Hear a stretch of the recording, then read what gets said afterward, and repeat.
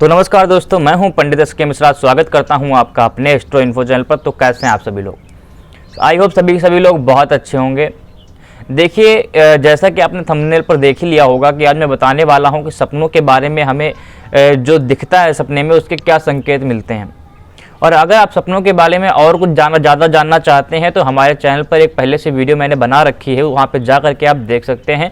उसमें आपको सपनों के बारे में फुल डिटेल मिल जाएगी कि हमें क्यों दिखते हैं और अगर हम सपने भूल जाते हैं तो उसको कैसे याद करें। पूरी चीज़ें आपको उसमें बताई गई हैं, तो आप उसको जा करके देख सकते हैं। इससे पहले कि हम लोग वीडियो शुरू करें, आप चैनल को कर लो सब्सक्राइब और वीडियो को कर दो लाइक, क्योंकि फ्री ऑफ कॉस्ट है। जबकि फ्री ऑफ कॉस्ट है तब भी कई लोग चैनल को सब्सक्राइब नहीं करते, वीडियो को लाइक नहीं करते, तो दिल से बुरा लगता है, तो कर दो।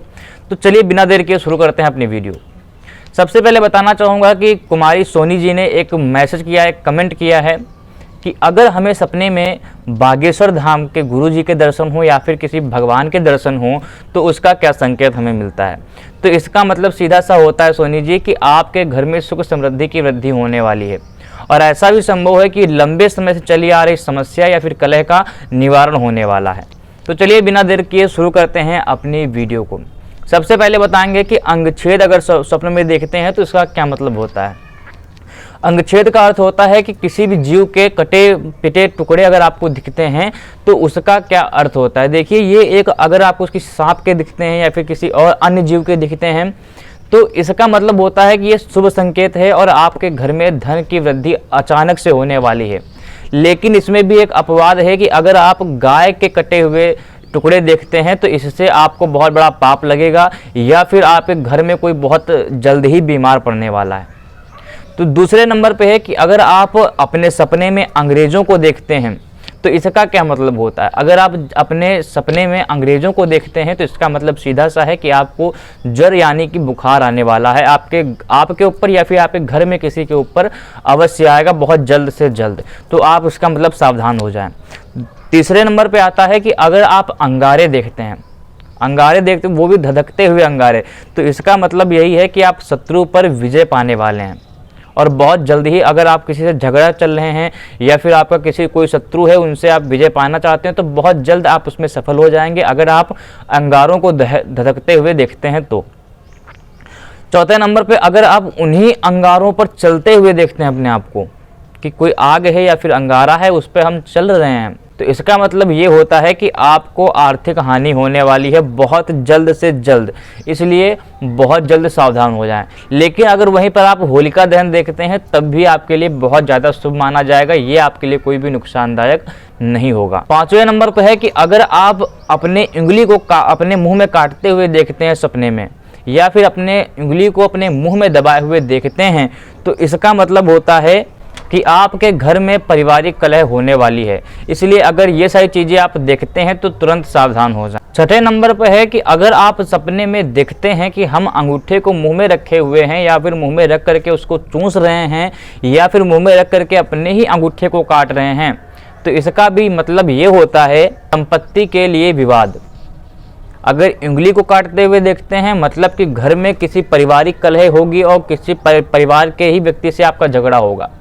लेकिन अगर आप अंगूठे को चूसते और उसको काटते हुए देखते हैं तो इसका मतलब ये है कि आपको धन के लिए संपत्ति के लिए विवाद करना पड़ेगा या फिर किसी से झगड़ा हो सकता है और ऐसा भी हो सकता है कि आपके घर में चोरी होने की भी संभावनाएं बन जाएं।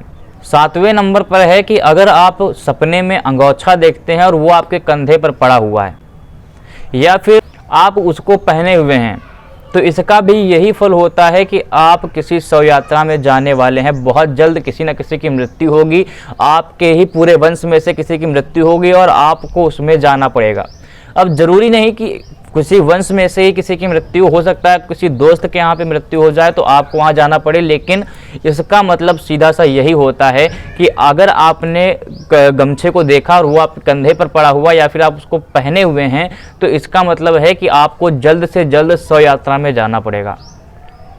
लेकिन इसमें भी अपवाद है कि अगर आप गमछे को पहनकर नहाते हुए देखते हैं अपने सपने में तो ये एक आपके लिए शुभ संकेत लेकर के आता है और अनायास धन लाभ आपके लिए करवाता रहता है। अगर आप सपने में देखते हैं कि हमें अंडा दिख रहा है या फिर आप ये देखते हैं कि हम सपने में अंडा खा रहे हैं तो इसका मतलब होता है कि आपके जीवन में बहुत जल्द से जल्द किसी नए व्यक्ति का आगमन होने वाला है। इसका मतलब ये भी हो सकता है कि आपकी शादी हो सकती है तो उसमें कोई नया व्यक्ति घर में प्रवेश करे, नहीं तो आपके घर में किसी शिशु का जन्म हो सकता है।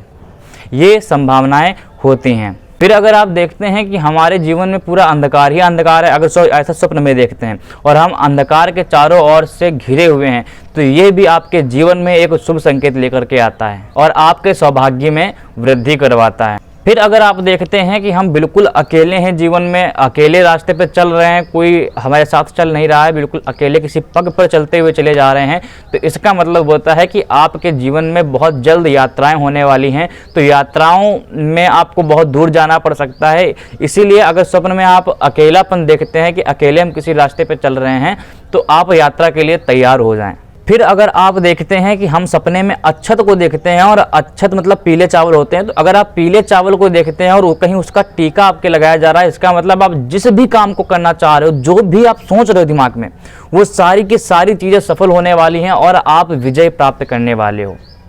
इसी के साथ वीडियो बहुत ज़्यादा लंबी नहीं करेंगे, आगे फिर जब वीडियो आएंगी तो उसमें फिर बताऊंगा कि आगे आपको और क्या क्या चीज़ें दिखती हैं, तो उसमें और क्या क्या चीज़ों का क्या क्या अर्थ हो सकता है। अगर आपके मन में कोई अलग से प्रश्न है तो आप कमेंट में लिख सकते हैं, उसको मैं बहुत जल्द आपके क्वेश्चन का निवारण अगली वीडियो में कर दूंगा। तो अगर आपने अभी तक मेरे चैनल को सब्सक्राइब नहीं किया है तो कर लो, वीडियो को कर दो लाइक। इसी के साथ जय बजरंगबली, जय बालाजी।